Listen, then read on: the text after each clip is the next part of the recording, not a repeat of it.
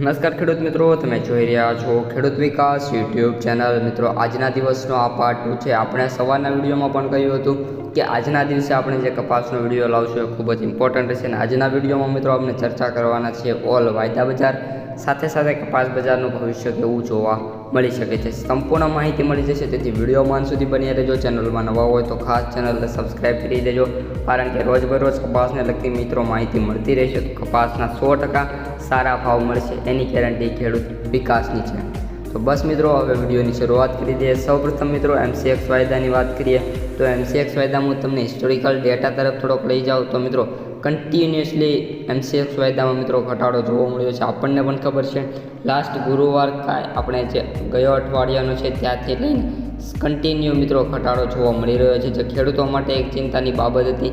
સાથે સાથે બીજી વાત એ હતી કે જે ઘટાડો થતો હતો એ ખૂબ જ વધારે મૂવમેન્ટ જોવા મળી રહી છે।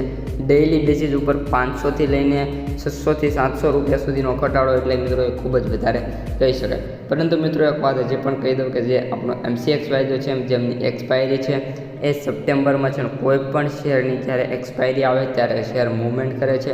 અત્યારે જેટલી ગતિથી મૂવમેન્ટ ઘટાડામાં છે એટલી જ ગતિથી ફરી એકવાર વધારો પણ થઈ શકે છે, એટલે કે MCX વાયદામાં કોઈ ચિંતા કરવાની જરૂર નથી।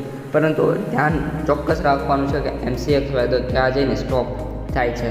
હવે મિત્રો આપણી પ્રેડિક્શન શું કહી રહી છે તો મિત્રો આપણી પ્રેડિક્શન એવી છે કે 8 અઠવાડિયામાં 59,000થી 60,000 વચ્ચે અથવા તો 57થી લઈને 56, 57, 58, 59, 60 વચ્ચે MCX વાયદો જોવા મળશે। ત્યારબાદ મિત્રો કપાસ બજારની વાત કરીએ તો કપાસ બજારમાં હાલ ફરી એકવાર જ્યારે અઠવાડિયું શરૂ થયું છે, આજનો સોમવાર મંગળવારનું માર્કેટ ખૂબ જ સારું એવું ખેડૂતો માટે રહ્યું છે અને આગામી દિવસોમાં પણ ખેડૂતોને કપાસના ભાવ સારા મળશે એની પણ પૂરેપૂરી શક્યતા છે।